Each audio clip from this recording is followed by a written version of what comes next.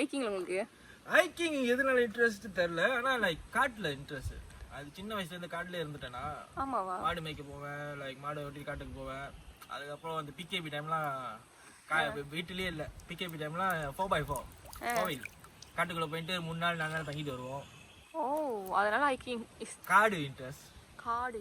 So ஒன்று என்னதான் hiking பண்ண லைக் சேலஞ்சிங்காக இருக்கு. எனக்கு சேலஞ்ச் ரொம்ப பிடிக்கும். இந்த லிங்கேஷ் அண்ணா ஒரு ஆள் இருப்பாங்க, அவங்க இந்த அப்புறம் யாரு லில்லிட்டு ஒரு பிள்ளை இருந்துச்சு. சும்மா நார்மலாக ஹைக்கிங் பண்ணிட்டு இருந்தேன்.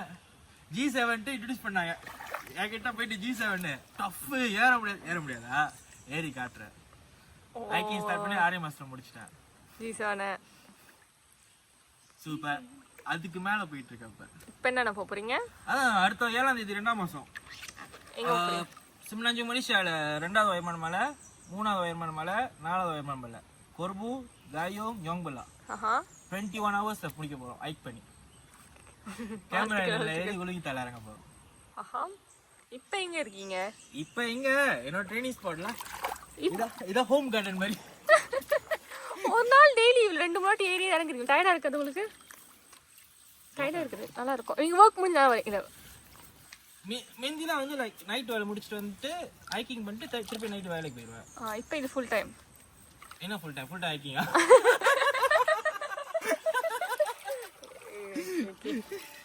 சரிண்ணே, வாழ்த்துக்கள்.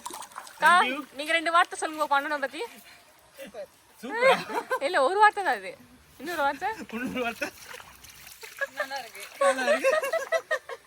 என்னங்க உங்க டிவி காணோம்? இல்ல ஏமாக்கதான் அடிக்கிறேன். தொடங்கிட்டாங்க.